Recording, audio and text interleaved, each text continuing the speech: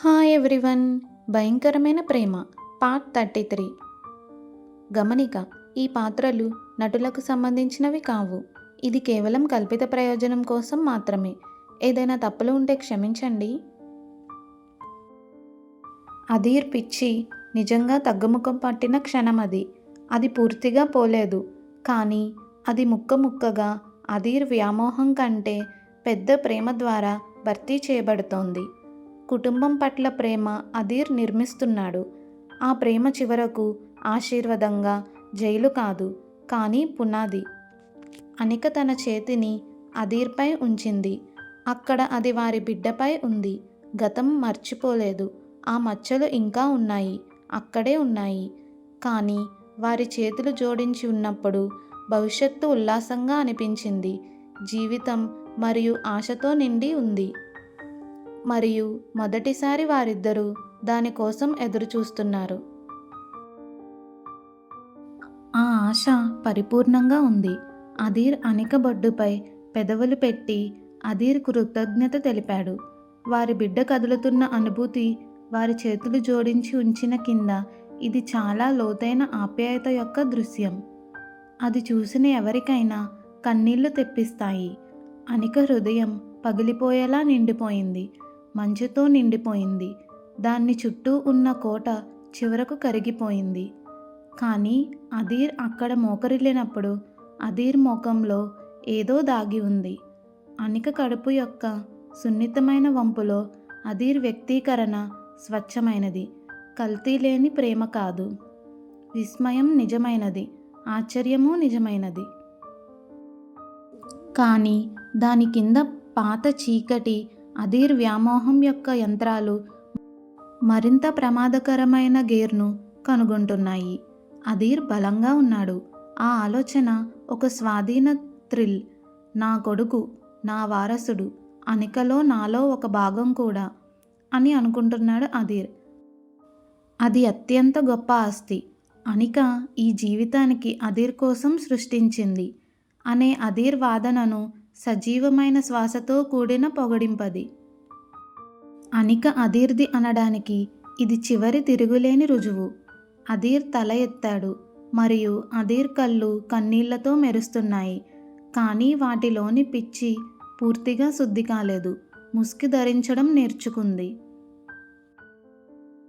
అధీర్ అనికను చూసి నవ్వాడు. అది అందమైన, హృదయ విదారకమైన, సున్నితమైన చిరునవ్వు. ఇప్పుడు ప్రతిదీ పరిపూర్ణంగా ఉంటుంది జాన్ అని అధీర్ అన్నాడు. అనంతమైన శ్రద్ధతో కుర్చీ నుండి లేవడానికి అధీర్ చెప్పాడు. నేను దాన్ని ఖచ్చితంగా చేస్తాను. మరియు అధీర్ దాన్ని అర్థం చేసుకున్నాడు. కానీ పరిపూర్ణ అనే దాన్ని నిర్వచనం ఇప్పటికీ అధీర్దే. అందరూ చూసిన మార్పులు అధీర్ సంస్కరించబడిన వ్యక్తి యొక్క చిత్రం. అధీర్ శ్రద్ధగలవాడు, గౌరవప్రదుడు మరియు మద్దతు ఇచ్చేవాడు. అధీర్ అనికతో సమయం గడపమని ప్రోత్సహించేవాడు. ప్రియాతో, అధీర్ తల్లిదండ్రులతో కొత్తగా కనుగొన్న మర్యాదతో మాట్లాడేవాడు. అధీర్ తన చికిత్సను కొనసాగిస్తూ ఉన్నాడు. తన పురోగతుల గురించి వినయంతో అనికకు నిర్దేశించేవాడు. అది పూర్తిగా నమ్మదగినదిగా అనిపించేది. అధీర్ ఒక వేదికను నిర్మిస్తున్నాడు మరియు దానిపై అధీర్ పరిపూర్ణమైన ప్రేమగల భక్తి మరియు తండ్రి పాత్రను పోషిస్తున్నాడు. మరియు అందరూ దానిని నమ్ముతూ వచ్చారు. వారు ఉపశమనంతో నిట్టూర్చారు. వారు అధీర్ ప్రవర్తనను జరుపుకున్నారు. కానీ తెర వెనుక అధీర్ మనస్సు ఎప్పటిలాగే చీకటిగా మరియు స్వాధీనంగా ఉంది. మరింత వ్యూహాత్మకంగా, మరింత ఓపికగా, మరింత ప్రమాదకరంగా మారుతూ ఉంది. అధీర్ అనికను ప్రియాతో బయటకు వెళ్లకుండా ఆపలేదు. కానీ డ్రైవర్ ఇప్పుడు బాగా శిక్షణ పొందిన భద్రతా అధికారి. అనిక ప్రతి కదలికను నిర్దేశిస్తున్నాడు. అధీర్ అనిక దుస్తులను తగలబెట్టలేదు.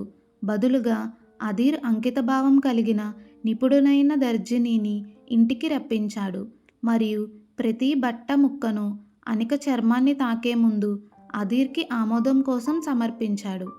అధీర్ అరవడం మానేశాడు. అధీర్ ఆజ్ఞాపించలేదు. అతను సూచించేవాడు. జాన్, నువ్వు అలసిపోయినట్లు కనిపిస్తున్నావు అంటూ బహుశా నువ్వు మేడ మీదకి వెళ్ళే బదులు విశ్రాంతి తీసుకోవాలి అలా చెప్పడం ప్రారంభించాడు. అధీర్ స్వరం ఆందోళనతో నిండి ఉంటుంది. అది ప్రేమలా అనిపించేది. కానీ అంతర్గత సందేశం అదే, నేను నిన్ను చూడగలిగే చోట ఉండు అన్నట్లు. అసూయ ఇప్పుడు చల్లగా ఉంది. లెక్కించిన విషయం.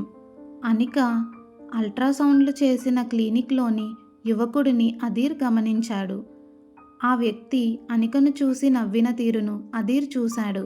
ముందు అధీర్ విస్మరిస్తాడు. కొత్త అధీర్ కేవలం ఫోన్ కాల్ చేస్తాడు.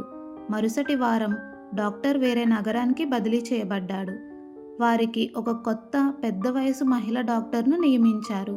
అధీర్ దీన్ని సంతోషకరమైన యాదృచ్ఛికంగా ప్రదర్శించాడు. ఇది అద్భుతం కదా జాన్, ఇప్పుడు నీకు మాట్లాడడానికి ఒక స్త్రీ ఉంటుంది అని అంటాడు అధీర్. అలా అధీర్ పన్నాగాలను ఎవరికీ తెలియకుండా అమలు చేసేవాడు. అధీర్ నయం చేయడం లేదు. అధీర్ మరింత పరిపూర్ణమైన తప్పించుకోలేని జైలును రూపొందించాడు.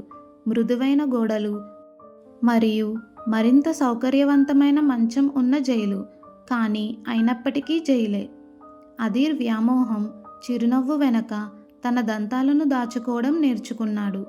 అనిక నిద్రపోతున్నప్పుడు అనిక బొడ్డు తన బిడ్డతో మాట్లాడడం ప్రారంభించేవాడు. భయంకరమైన స్వాధీనతా భావం ప్రేమ అధీర్ ఛాతీలో ఉబ్బుతూ వచ్చింది. అంత శక్తివంతమైనది. అది అధీర్ పక్కటెముకలు పగలగొట్టేలా అనిపించేది.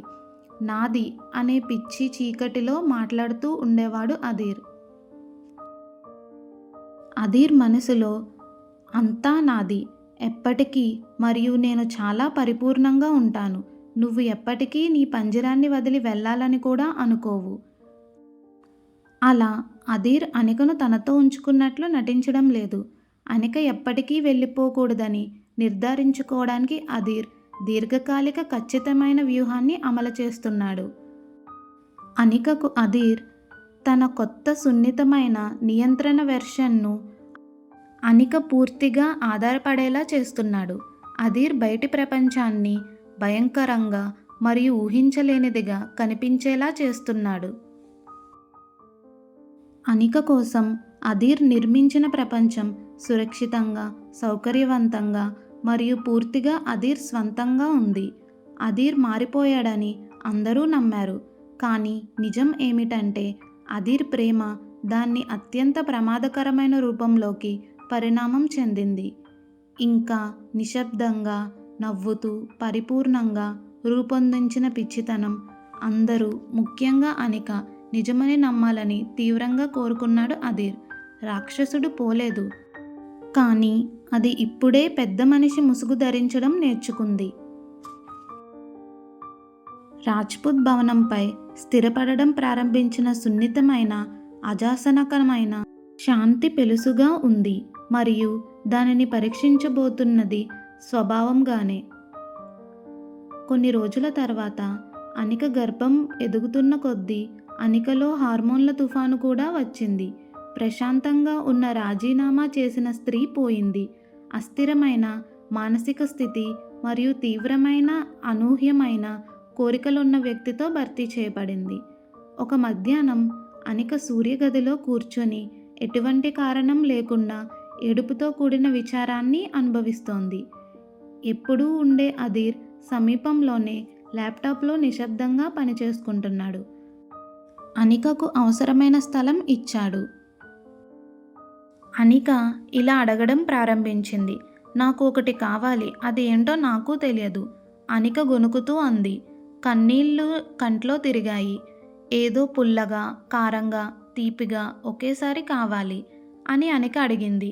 అధీర్ వెంటనే పైకి చూశాడు. తన ల్యాప్టాప్ మూసేసి, ఇది అధీర్ అర్థం చేసుకున్న అభ్యర్థన. అధీర్ తీర్చగల అవసరం. అతను పరిష్కరించగల సమస్య. అవునా జాన్, నేను చెఫ్ని వెంటనే ఏదైనా చేయమని చెప్తాను అని అంటాడు అధీర్. వద్దు, అనిక అరిచింది. ఆ పదం అనిక అనుకున్న దానికంటే పదునుగా వచ్చింది. అనికకు 5 స్టార్ చేసే ఫుడ్ అక్కర్లేదు. అనిక నిజమైన గజిబిజిగా, ఉప్పగా ఉండే వీధి రుచిని కోరుకుంటుంది. నాకు పానీపూరి కావాలి. కొలాబా కాజ్వే దగ్గర ఉన్న విక్రేత నుండి కావాలి. చింతపండు నీళ్లు ఉన్నవాడు అని చెప్తుంది అనిక అధీర్తో. అనిక అడిగిన ఆ అభ్యర్థన గాలిలో వేలాడుతోంది. ఆందోళనతో మృదువుగా ఉన్న అధీర్ ముఖం పూర్తిగా నిశ్చలంగా మారింది. కొలాబా కాజ్వే రద్దీగా ఉంటుంది. శబ్దం అదుపులేనిది. డజన్ల కొద్దీ తెలియని వ్యక్తులు ఉంటారు. ఆ ఆలోచన అధీర్లోని జాగ్రత్తగా పంజరంలో ఉంచబడిన పిచ్చిని అడ్డంకులుగా చేసింది. కానీ అధీర్ చలించలేదు. అకస్మాత్తుగా చల్లగా ఉన్న భయాన్ని అధీర్ చూపించలేదు. ముసుగు సరిగ్గా అలాగే ఉంది. హాయ్, మీరేమనుకుంటున్నారు? అనిక అడిగిన పానీపూరిని అధీర్ ఇస్తాడా? నెక్స్ట్ పార్ట్లో చూద్దాం. Please like, share and subscribe. Thanks for watching.